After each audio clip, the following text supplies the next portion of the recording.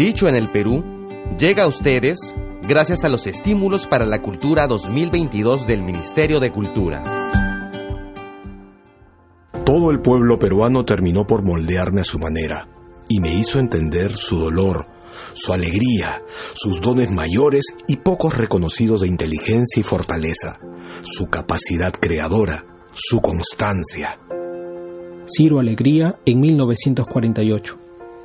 Hola, te saluda Luis Enrique Cam. Ciro Alegría Bazán nació el 4 de noviembre de 1909 en la hacienda Quilca, en la Sierra de la Libertad. Fue el primer hijo del matrimonio de José Alegría Lynch y María Herminia Bazán. Los Alegría eran una familia de hacendados que gozaban de una buena situación económica. Nací en una hacienda, crecí en otra, ambas pertenecientes a la provincia de Huamachuco, en los Andes del norte del Perú. Y desde niño hube de andar largos caminos para ir a la escuela y al colegio, situados en la ciudad andina de Cajabamba y en la costeña de Trujillo. Así me llené los ojos de panoramas y conocí al pueblo de mi patria. Mujeres de la raza milenaria me acunaron en sus brazos y me ayudaron a andar. Con niños indios jugué de pequeño. Siendo mayor, alterné con peones indios y cholos en las faenas agrarias y los rodeos. En brazos de una muchacha trigueña me alboreó el amor como una amanecida quechua. Y en la áspera tierra de surcos abiertos bajo mis pies y retadoras montañas alzadas frente a mí, aprendí la afirmativa ley del hombre andino. Supe también de su dolor. Mi padre administraba la hacienda Marcabal Grande con ánimo justiciero. Un día llegó a refugiarse un indio comunero llamado Gaspar y otro día un indio colono llamado Pancho. Ambos contaron dramáticas historias. Gaspar andaba perseguido por sublevarse y gran parte de las tierras de su comunidad le habían sido arrebatadas. Pancho llegó con un poncho en hilas, arreando un mohíno jumento que cargaba con sus bienes y seguido por su escuálida mujer y su hijo, un pequeño de grandes ojos tristes. La policía no arribó nunca por Gaspar, pero comprendí toda su nostalgia de la tierra perdida una vez que le oí tocar su antara, desgarradamente, tarde la noche y en soledad. Los patrones de Pancho lo reclamaron, mandándole a decir a mi padre que lo devolviera. Entre los hacendados regía la ley no escrita, pero respetada, de que los indios pertenecían a la tierra. Mi padre no lo devolvió. Muchos casos como estos podría contar. La hacienda está en las riberas del río Marañón. Una vez llegó un hombre de río abajo con una enorme llaga tropical que le estaba comiendo un brazo. Mi padre lo curó y él se quedó a vivir en Marcabal. Se llamaba Manuel Vaca y era un gran narrador de cuentos sucedidos, fuera de ser diestro en cualquier faena. Caída la tarde, frente al sol de Venados, que es una laya de sol naranja que dora las lomas a la oración, Manuel parlaba con voz de conseja. Cuenta la leyenda que en las quebradas de Yautobamba se encuentra una ciudad perdida que alberga minas de arenas de oro. Una tarde fuimos, una vez más, con mi padre. Él echó anzuelos al río, en un remanso, y yo me puse a contemplar mi arcoíris. Era una tarde luminosa, y el río corría claro, blanqueando de espuma las orillas, azuleando en las partes hondas. Nada hacía sospechar una creciente. De pronto mi padre gritó: ¡Ciro! ¡Ten cuidado! Sacó los anzuelos y nos colocamos a unos 30 metros del río. Sucedía que, unas cuadras más arriba, el agua ya venía negra.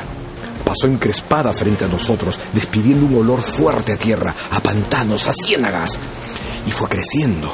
Repletó enteramente el ancho cauce, lo rebalsó entre convulsiones, se llevó un carrizal, estremeció los grandes árboles.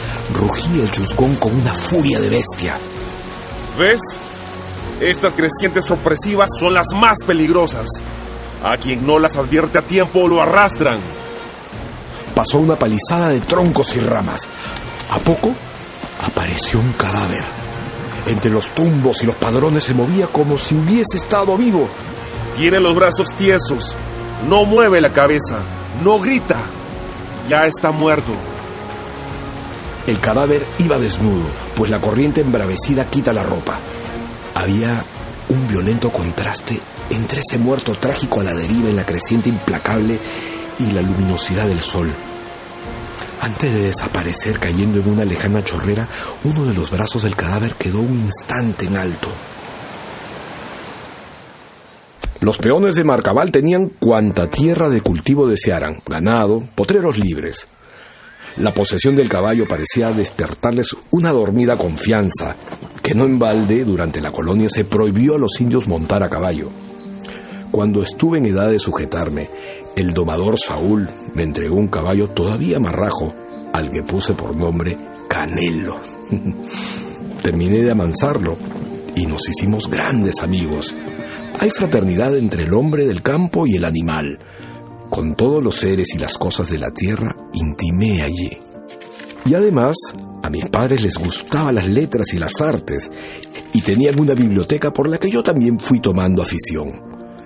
En las noches, cuando no leía, escuchaba conversar entretenidamente a mi padre o a mi madre, y a mi abuela materna cantar canciones viejas y nuevas como la tierra.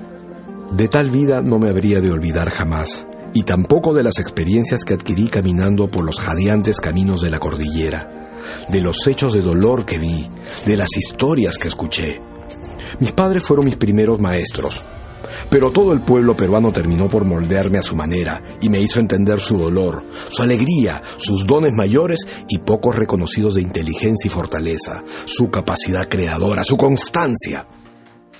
En la ciudad de Trujillo, donde comencé a trabajar en el periodismo, asistí a las convulsiones obreras y al resurgimiento de la conciencia civil a raíz de la caída de la tiranía de Leguía.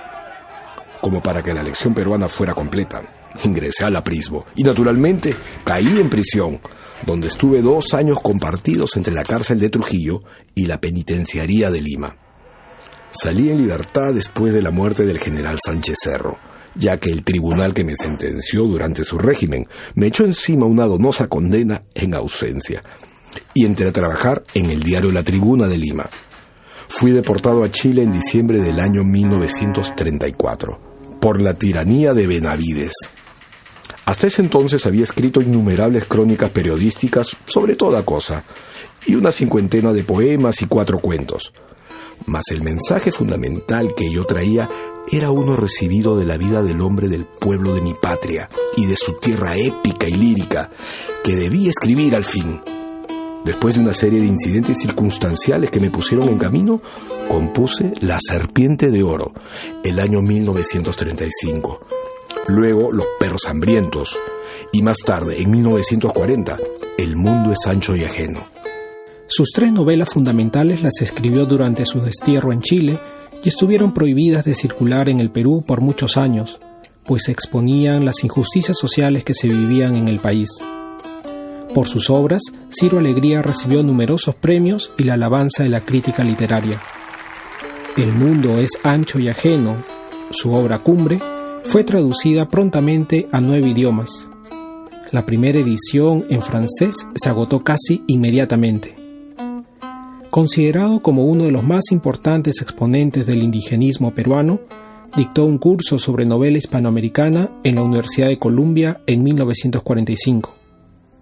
En 1948 renuncia al APRA y de retorno al Perú colabora con los diarios El Comercio y Expreso. Ingresó al Partido Acción Popular de Fernando Belaúnde y en 1963 fue elegido diputado por Lima. Presidió la Asociación Nacional de Escritores y Artistas en 1966. Víctima de una hemorragia cerebral, Ciro Alegría murió el 17 de febrero de 1967 en su casa de Chaclacayo. Póstumamente fue condecorado con las Palmas Magisteriales, máximo reconocimiento y distinción honorífica que otorga el Estado peruano por méritos significativos en el campo de la educación. Soy Luis Enrique Camp y esto fue Dicho en el Perú. Escucha otros episodios en www.dichoenelperú.pe o síguenos en nuestros canales de Spotify y YouTube.